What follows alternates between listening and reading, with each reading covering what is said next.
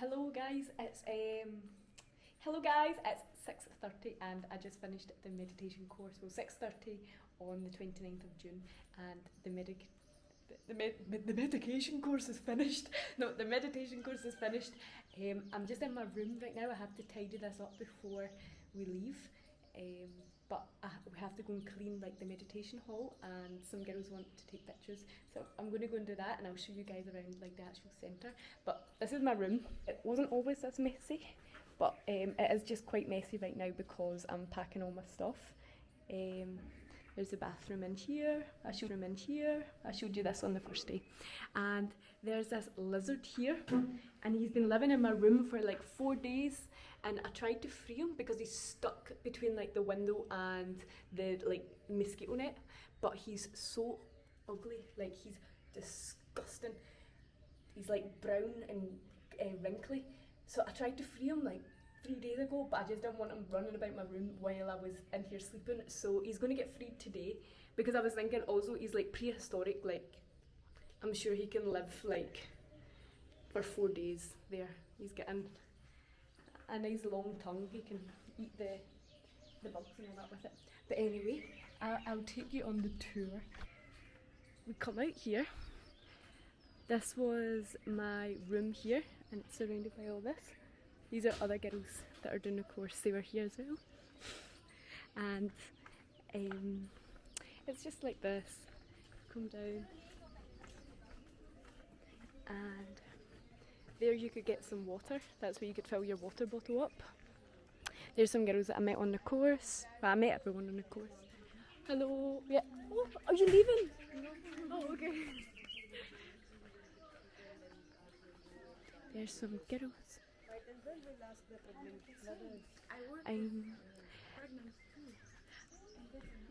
I was going to say, before I came here, I didn't actually realise that this is one of the best centres in India, which is so lucky. Like, I actually just was grateful that like I came here by chance. Yeah. Oh, a picture. And back to the tour. This here is the pagoda. So this is like where a lot of really intense meditation took place for me. We went in there the whole time. We spent most of the time up here, and hello. Can I have a picture with you? Yeah, okay, of course. Like a selfie. Yes? Okay. Open up.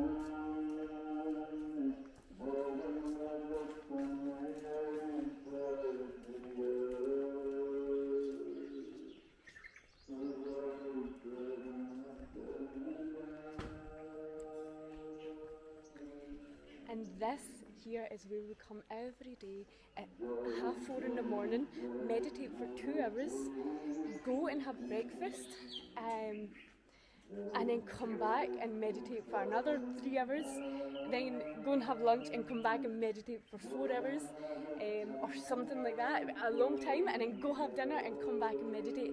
And then we would sometimes go to the stupa, like when the teacher like said, okay, you can go and sit in your cell, you could go. I'll insert pictures of what the cells look like when you're inside the stupa, because I didn't want to go in. I don't think I can take pictures, but it was really deep meditation in there. But I had this lovely view here, and I'll just go into the meditation hall quickly, and I'll show you my seat.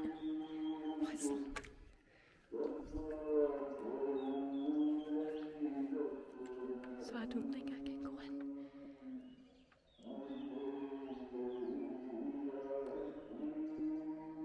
And the teachers would sit up here. This is where they would sit, and my seat was just behind that pillar there. I didn't want to go in because one of the rules of like the meditation hall is that you can't bring outside objects in, because when you meditate it creates such an energy. So I feel like, okay, bringing this camera in, and it probably isn't the best. Here is the Dharma Hall discipline, which we had to follow. So this is where the teachers would stay. And now, I'll show you the toilets. Do you want to see the toilets? This is where we get some water, and in here is where I would do the toilet. In here is where you could do the toilet. Just if any of you were interested in that, if you have a particular fascination with drains and plumbing, then there you go, you're fulfilled. And we would have the discourse in the evening, which was like the video by the guru, person who made this course like more accessible in there. And I also want to show you one more thing.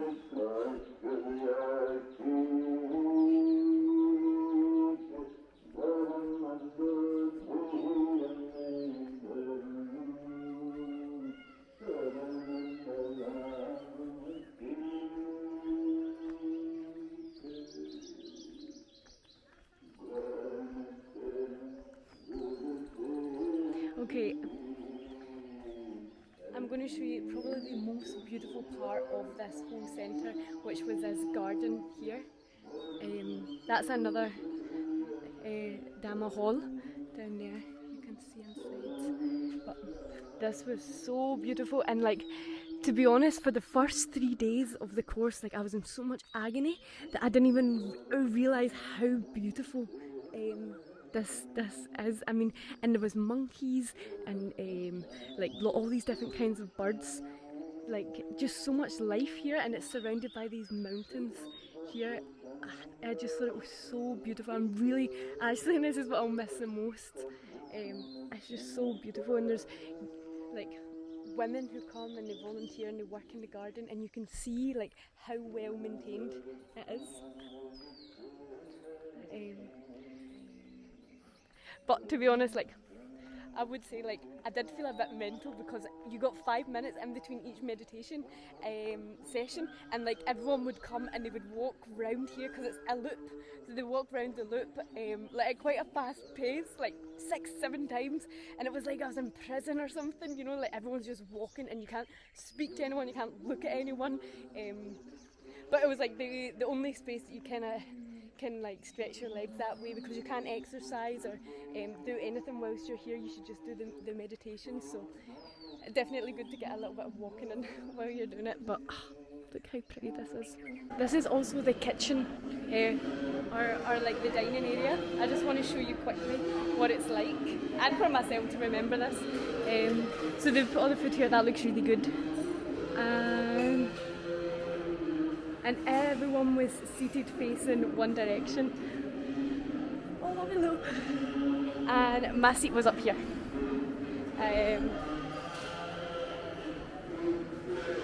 So this is where I would sit, number 64. It's okay. I'm going to have something. I'm going to eat something super quick and then I'm going to go. So.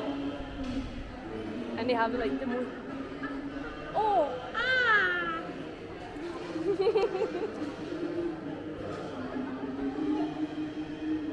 Okay, I have everything packed now. Wait, what have I done? So, everything packed here, and it's time to this lizard go. Like, I'll show you guys. He is disgusting. Oh god. And then maybe I'll just open it a little bit. He's horrid looking. Oh god. This is so hard. Okay, that should be enough to let him free. He's honestly the ugliest thing I've ever seen. But he would die if I left him there. He would die. Ugh. Okay. So, I will sit down properly and give you guys like a proper account of this experience because I have so much to say. But for now, I'm going to make my way back into Jaipur and stay in a hostel somewhere. So I will, when I'm back at the hostel, I'll sit down and I'll tell you all about this experience and how much it's changed my life, and now I'm going to become a Buddhist.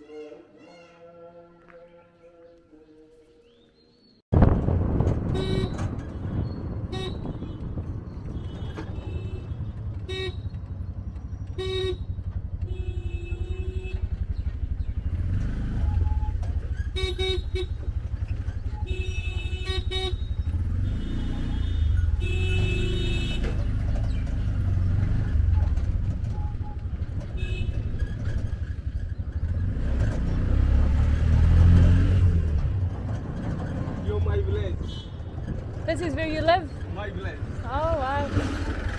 You like it? Yes. You own cows?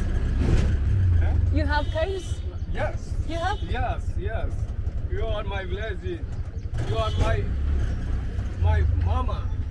This mama. Mama. My mom is brothers. Oh, okay. My mom, your brothers, my mama. Okay. Okay. Yeah.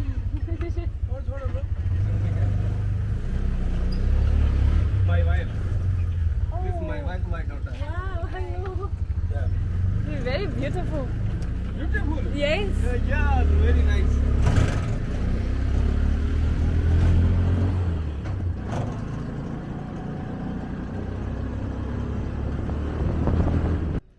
Okay, hello guys.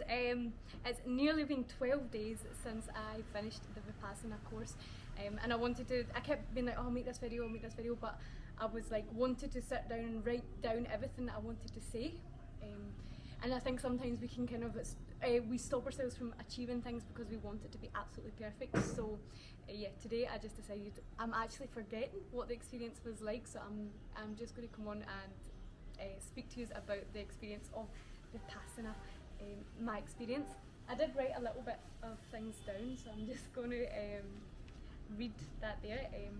So I'll start off with actually saying like my day-to-day experience, and then I'm going to speak a little bit about my afterthoughts because I'm now at a yoga course and it's kind of very relevant.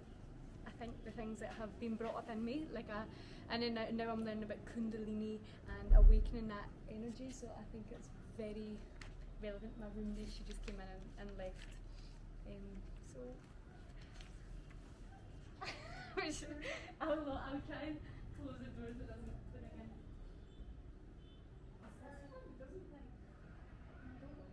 You want to the cafe? Yeah, okay.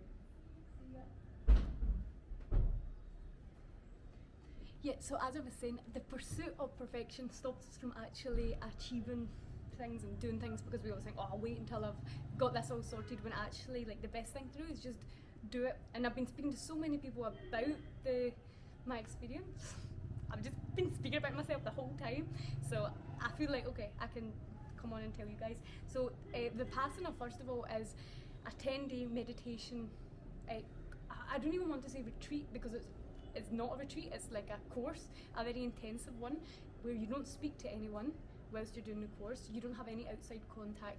You meditate for up to 10 hours a day, and that's including like sessions that are like designated for meditation, which can range from 1 hour to 2 hours, I think is the longest one.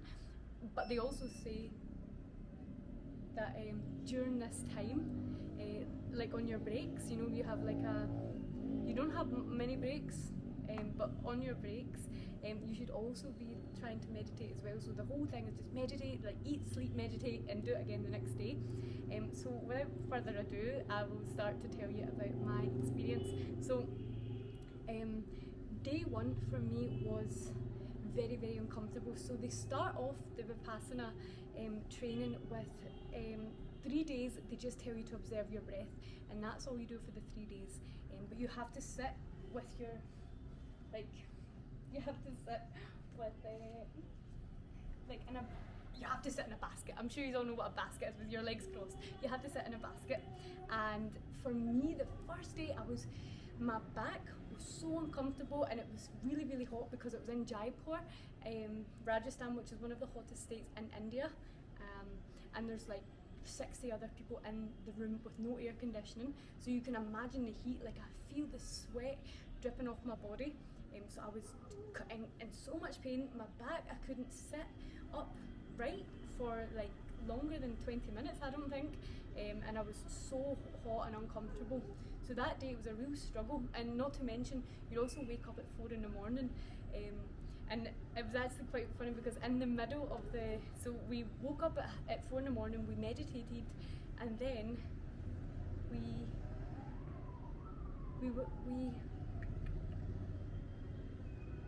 went to have breakfast, and then we came back and meditated, and the teacher said anyone who wants to meditate can go to their room and meditate. And I was like, okay, I'm going to go to my room. And I went to sleep because I was so tired, and the only thing that woke me up was like monkeys jumping on the roof of my room, because I was in this room myself. You've seen the start of the video, right? So you know what it looks like, and it was monkeys jumping on the roof. So we were really in the middle of nature, which was a really enhanced experience, I think. So anyway, day one, very, very painful, uncomfortable, really hot. My back was like in a lot of pain. Day two, so as I told you, we got told, just observe the breath coming in, and it starts off like with this triangle here, and you just to feel this triangle here. You become very conscious of it.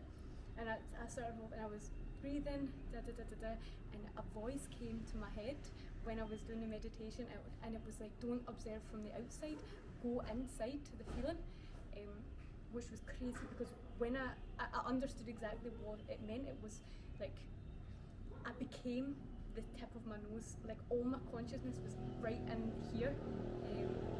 I don't know if you can understand what that felt like, but it was like nothing else existed except for this here.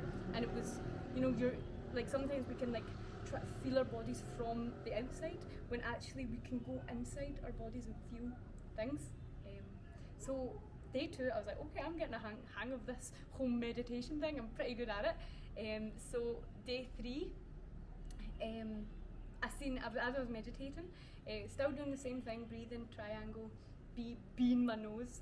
I seen a sign, a green sign that just said patience on it, which was a bit strange. And when you meditate, you're actually not supposed to see any visuals or anything like that. So I don't know if that was obviously just because the man who was doing the meditation kept on being like, patiently, diligently.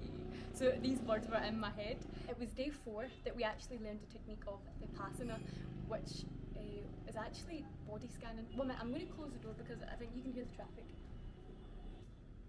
Is that a wee bit better?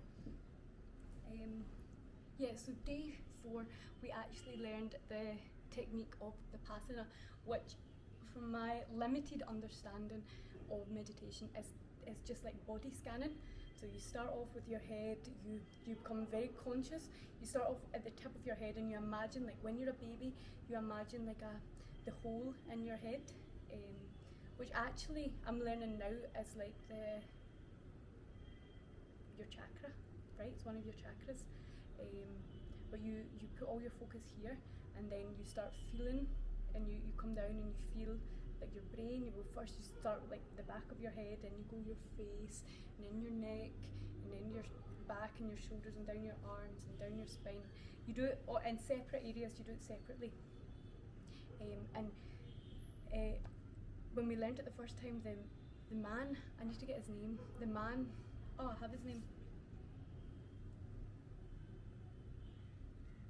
It's Gonka. Mr. S.N. Gonka, right? And he's a man. He like learned Vipassana from generations ago, and he's actually the man who's kind of like revitalized it and made it quite accessible to people, because he made all these recordings and discourses that you can that he gives to these centres, and then basically you just listen to his recordings and watch the discourse under the supervision of a teacher. And I was talking about body scanning. So yeah, you just body scan, and he was talking us through it. And this was the first time I'd done it, but I was scanning my body, and I got to here on my shoulder, and I was like really feeling my shoulder, and then like without my control, I just got this flush of like vibrations or tingles. Like it was very pleasurable, and it didn't last very long. And I was like this, my spine was like this, and I like my eyes, I felt my eyes like, you know, like fluttering, not in like a fluttering eyes, like actually like I couldn't control my eyes, and I was like, and in my breath, like I lost control of my breath, and then I came back and I was like, okay, that was a bit strange, but I kind of want to feel it again, but I never did feel it that intense for a few days after that. So we go on to day 5, and I'm back to excruciating pain, and my knees this time. The back pain completely gone, but my knees, it was almost as if they were in a grinder and someone was pressing down, and I was like, literally just sitting with my legs in a basket, and I'm like in so much pain, but it's not real pain. This is like what I came to learn like during the Vipassana, is it's not real. I'm like, I'm just sitting with my legs in a basket, it's not real. And this is the whole premise of like Vipassana, right? Is that the suffering that we experience in the real world isn't actually real. It all just starts in your mind. So like things that appear as really painful or really like traumatizing, and likewise things that are really happy, none of it's really that real. It's just an experience that's happening. It's not real, because we are like divine things. So day 5, extreme pain.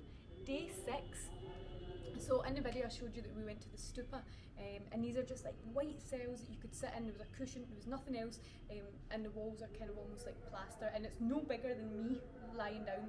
I'm not that tall, I'm like 5'3", and I lay down in it just to see, oh my god, how much room do I have. And to be honest, when I first went into the cell, I was like, this is mental. I feel mental. Like if my mum and dad could see this now, they would be like, Caitlin, what are you doing with your life? Why are you like voluntarily like, but the minute you sat down in the cell, it was like, I heard like just a stillness, and I think also the way I was sitting, like it had another little cushion, so my back was very erect. I was in this was day 6, I was in the stupa, my spine was erect, and I was doing the body scanning, and I started to feel like a pain here, like an anxious pain. Not anxious pain, like a blockage. It wasn't painful, but it was anxiety in my chest, and I felt it before when I was travelling a few years ago, and I thought I'd got rid of it. I thought I'd dealt with it, but I felt the exact same feeling again, and I just I didn't know what to do with the pain exactly. I didn't know whether to observe it, really observe it, or just brush past it. So that day I actually went to speak to the teacher and ask her about it, because it was, even after I was not in the meditation sessions, I had this feeling, and that's what I was worried about. I was a little bit worried when I went to do Vipassana that it would bring back feelings of, because I think at one point in my life I didn't have so much control over my mind, and I was worried that, oh my god, by doing this am I going to like bring back a lot of stuff, which it probably does, but then you can work through it properly. So I had this feeling in my chest. I went to speak to the teacher, and she told me like to observe it, like, and she was so funny. She was like a tortoise. She was like all dressed in white, and she was like, and she had this kind of, like an old person, like they have this like neck with like lots of skin, and like you can see very clearly like her muscles and stuff in her tendons, and she was like, just be cool about it, like don't worry about it, just be cool. Which was so funny to hear like an old person just be like, just be cool. So I was cool. So on the 7th day, I really started to feel this feeling. So I went into it, I was doing a meditation, and I really concentrated on this feeling in my chest. And as I was concentrating on it, it took me out of the chest, and it took me all the way up. And this was like, I spent like 1 hour doing this. It took me all the way up, and I went into my head, and I could feel like the neurons, basically, like if you look at like a brain map, or like a map of like neurons and the connections they make, it looks like a tree, right, or the roots of a tree. That's what it felt like.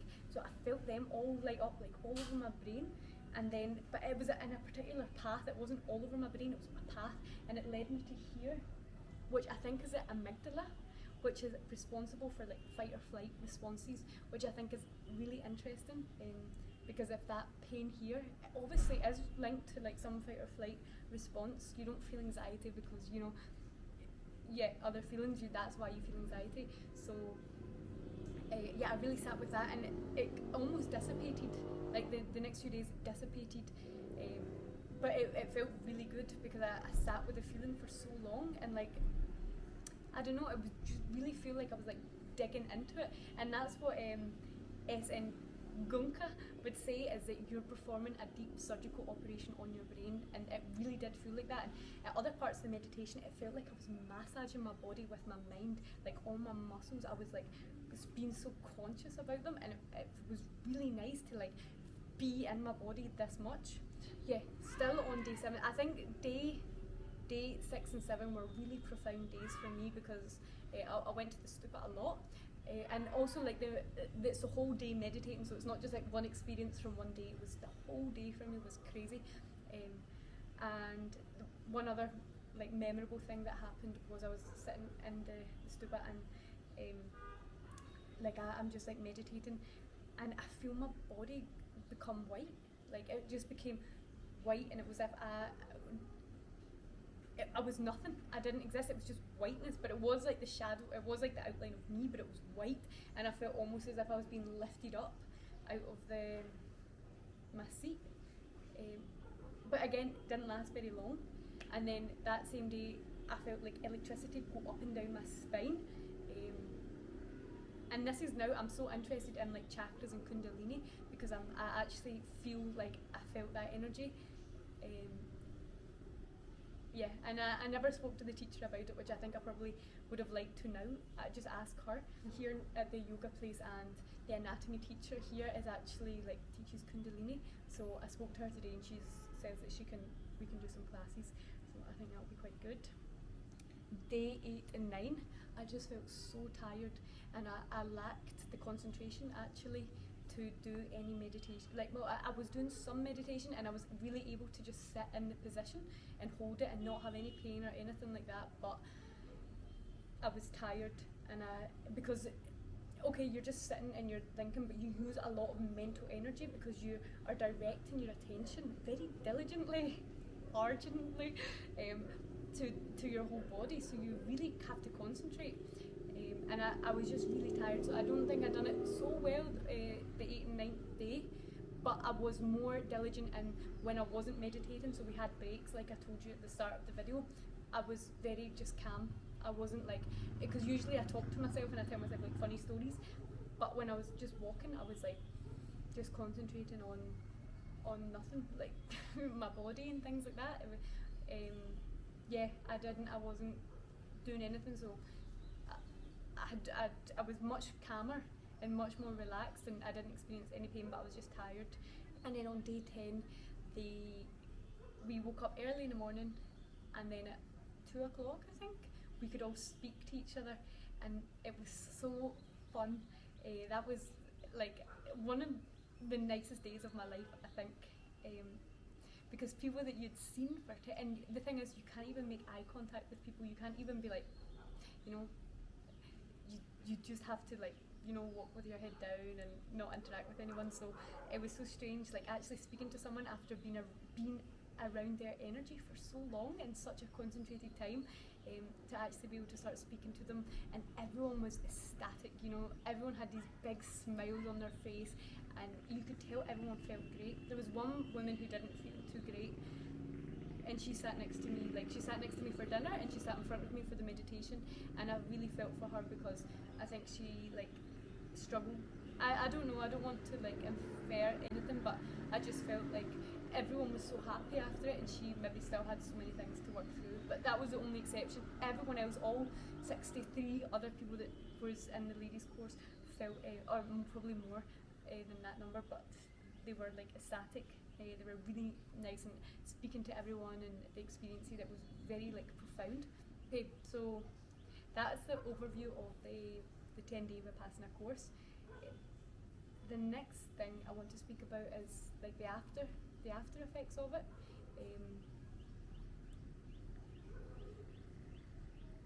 I haven't been so disciplined with the Vipassana, which is something that I would say that I felt like I gained.